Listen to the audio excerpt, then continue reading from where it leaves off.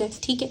और 10 एक्टिवेट होता है तो उसके बाद 2 की एक्टिवेशन होनी है, तो फैक्टर 10 और 2 इनहिबिटर हमें चाहिए। तो जो हेपरिन होता है और वो भी जो हमारे पास अनफ्रैक्शनेटेड हेपरिन होता है वो फैक्टर 10 और 2 दोनों को इनहिबिट करता है। सो हेपरिन दे सकते हैं, या हेपरिन के बाद वो कहता है कि हेपरिन की बहुत सारी आगे टाइप्स आती हैं, जैसे कि फॉर एग्जांपल इनॉक्सापेरिन, ये लो मॉलिक्यूलर वेट हेपरिन होता है और ये सिर्फ फैक्टर 10 को इनहिबिट करता है मेरा ख्याल है, लेकिन इसको आप लोग एक दफ़ा कंफर्म भी कर लेना, ठीक है।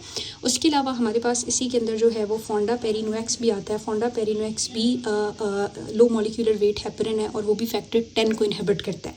और एक लास्ट हमारे पास आ जाती है बिवेलिरुडिन, ठीक है। बिवेलिरुडिन क्या करती है, फैक्टर 2 को इनहिबिट करती है।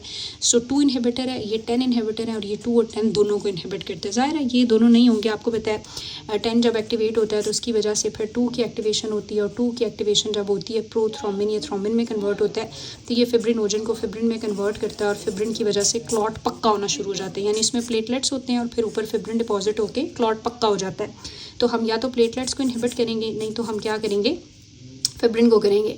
और लेकिन जब इमरजेंसी में अगर हम देखें कि नहीं यार जो प्लेटलेट्स थी वो भी हैं और ऊपर फिब्रिन भी बना हुआ है, तो फिर हम थ्रोम्बोलिटिक ड्रग्स देते हैं जिसमें हमारे पास एल्टिप्लेज और स्ट्रेप्टोकाइनेज आती हैं, जो यहाँ टिश्यू प्लाज्मिनोजन फैक्टर के थ्रू प्लाज्मिनोजन को प्लाज्मिन में कन्वर्ट करेंगी और क्लॉट को डिजोल्व करेंगी। तो हमारे पास ये डिफरेंट ऑप्शन हैं कि या तो हम क्लॉट बनने ना दें, एंटी प्लेटलेट दे दें, एंटी कोएगुलेंट दे दें, और अगर इफ़ बन गया है तो उसकी जो डाइजोल्यूशन है उसको इन्हांस कर दें, ठीक है। सो ये तो हमारे पास हो गई फार्माकोलॉजिकल थेरेपी।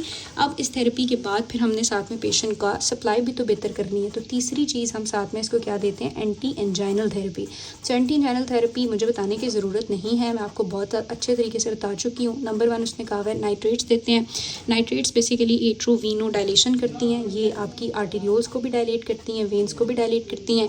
दोनों की वजह से हमारे पास जो प्री लोड है, आफ्टर लोड है, एक तो वो कम हो जाता है, सो इसका मतलब है डिमांड कम हो जाती है। और दूसरा आर्टीरियल डायलेशन की वजह से जो सप्लाई है वो इन्हांस होती है, और सप्लाई इन्हांस होती है तो भी जो इंजाइनल पेन है वो रिलीफ हो जाता है।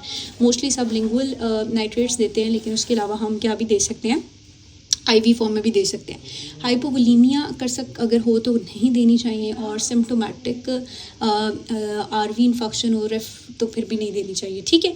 और नंबर 2 हम एंटी इंजाइनल थेरेपी में आपको बताया बीटा ब्लॉकर देते हैं, और बीटा ब्लॉकर में जो मीटोप्रोलॉल है वो बड़ी अच्छी ड्रग है, वो पेशेंट की मोर्टेलिटी का चांस कम करती है, क्योंकि बीटा 1 जब हार्ट पे ब्लॉक हो जाएंगे तो फिर हार्ट रेट कम हो जाएगा, जिसकी वजह से कॉन्ट्रैक्टिलिटी कम हो जाएगी और डिमांड भी कम हो जाएगी।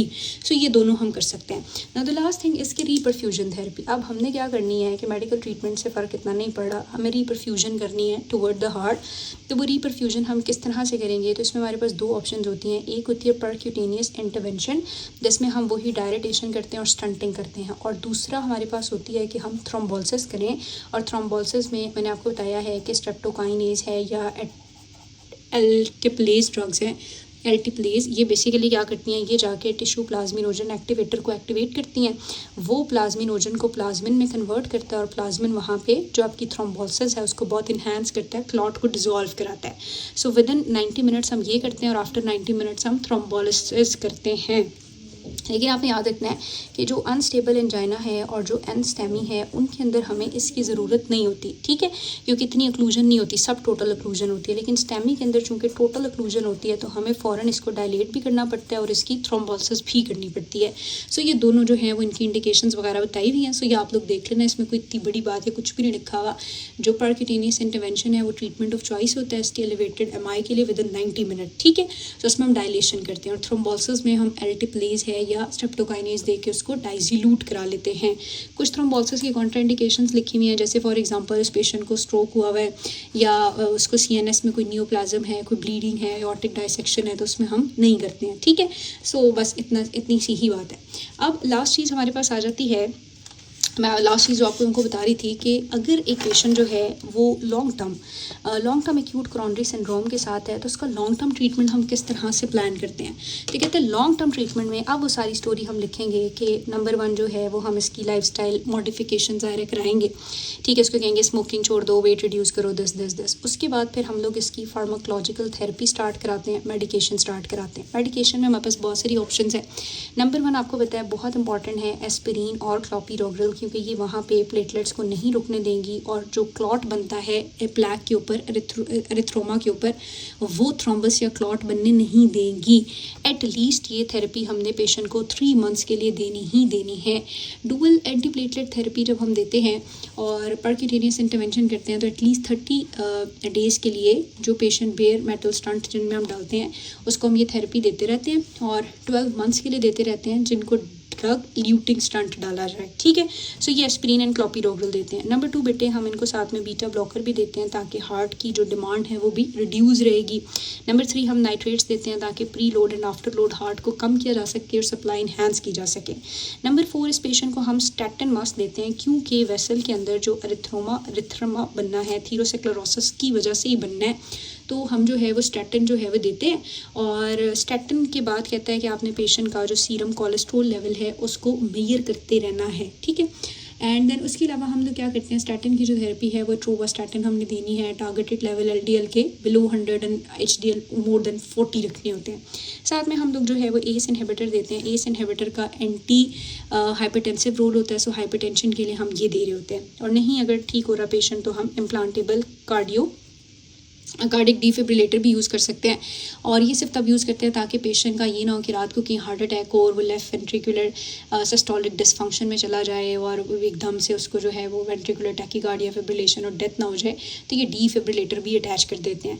तो ये उसकी जो है वो क्या है, एक लॉन्ग टर्म मैनेजमेंट है, ये क्रॉनिक मैनेजमेंट है, अभी भी इमरजेंसी मैनेजमेंट हमने डिस्कस नहीं की है। सो लाइफस्टाइल मॉडिफिकेशन है, उसके अलावा एंटी प्लेटलेट हैं, बीटा ब्लॉकर हैं, वीनोडाइलेटर हैं, एंटी हाइपर कोलेस्टेरोलिमिक ड्रग्स हैं, एंटी हाइपरटेंसिव ड्रग्स हैं और फिर आपकी ये डिवाइस है। अब मैं कॉम्प्लिकेशंस के बाद अगर वो मोनाथेरेपी बता दूँ या आप मोनाथेरेपी सुनना चाहते हैं तो बेशक आप सुन लें। मोनाथेरेपी के अंदर मैंने आपको बताया है कि क्या करना है हमने, कि उसको मॉर्फिन देना है, फ़ौरन ऑक्सीजन देनी है, नाइट्रेट देने हैं, एस्पिरिन। ठीक है, सो ये मॉर्फिन हो गया, ऑक्सीजन हो गया, नाइट्रेट और एस्पिरिन। उसके बाद 4 चीज़ें आपने और करनी है, फ़ौरन उसकी ECG करनी है, उसके बाद उसकी लैब इन्वेस्टिगेशंस भिजवानी है और लैब इन्वेस्टिगेशंस के बाद हम लोग उसको बीटा ब्लॉकर्स देते हैं ताकि हम हार्ट को थोड़ा डिप्रेस कर सकें और फिर परक्यूटेनियस इंटरवेंशन करते हैं। अगर वो विद इन 90 मिनट आया हुआ है और अगर मोर देन 90 मिनट हो गए हैं तो फिर स्ट्रेप्टोकाइनेस या थ्रोम्बोलिसिस विद एल्टेप्लेज कर लेते हैं। तो ये मोनाथेरेपी आपने याद रखनी है। So this is it. अब एक आखिरी चीज़ इसके अंदर कॉम्प्लिकेशंस रह गई हुई हैं, वो कॉम्प्लिकेशंस आप सुन लें अगर तो बहुत अच्छी बात है, और ना सुने तो मैं नेक्स्ट वीडियो में दोबारा बता दूंगी कि क्या कॉम्प्लिकेशन हो सकती है। मतलब एक पेशेंट को MI हुआ है तो क्या हो सकता है। MI की वजह से ज़ाहिर है उसको रिदमियाज होंगे, वेंट्रिकुलर टैकीकार्डिया, फिब्रिलेशन, डेथ हो जाती है फ़ौरन। उसके बाद सम टाइम ऐसे भी हो सकता है कि हार्ट फेलियर में जब जा रहा होगा तो पेशेंट को क्या स्टार्ट हो जाएगा, ब्रेडिकार्डिया स्टार्ट हो जाएगा। ठीक है, और ब्रेडिकार्डिया जब स्टार्ट होगा तो इसको किस तरह से मैनेज करेंगे ये मैं आपको बता दूँगी। और उसके अलावा राइट वेंट्रिकुलर का इन्फेक्शन स्टार्ट हो सकता है और वेंट्रिकल वॉल अगर हम देखेंगे तो वो वेंट्रिकुलर वॉल रप्चर कर सकती है। क्यों, इस पे भी आगे बात करेंगे। पेपिलरी मसल्स जो होते हैं वाल्व के इर्द गिर्द वो मसल्स भी रप्चर कर सकते हैं एंड सेप्टल रप्चर हो सकता है और पेरिकार्डाइटिस हो सकता है। तो ये कुछ जो है वो MI की कॉम्प्लिकेशन है जिसमें आपके पास जो है वो अरिदमियाज हैं, ब्रेडिकार्डिया है, राइट वेंट्रिकुलर इन्फेक्शन है, उसके बाद वॉल का रप्चर है, पेपिलरी मसल का रप्चर है या इंटरवेंट्रिकुलर सेप्टल रप्चर है, पेरिकार्डाइटिस है। So this is it. So ये एक पूरा चैप्टर जो है वो आपका एक्यूट कोरोनरी सिंड्रोम का कवर हो गया है। इसमें कोई कंसर्न, कोई इशू, कोई भी इशू हो तो आप लोग मुझसे पूछ सकते हैं। अब मैं आपको नेक्स्ट वीडियो के अंदर इसके जो पास पेपर्स है ना वो करा दूँगी इंशाल्लाह।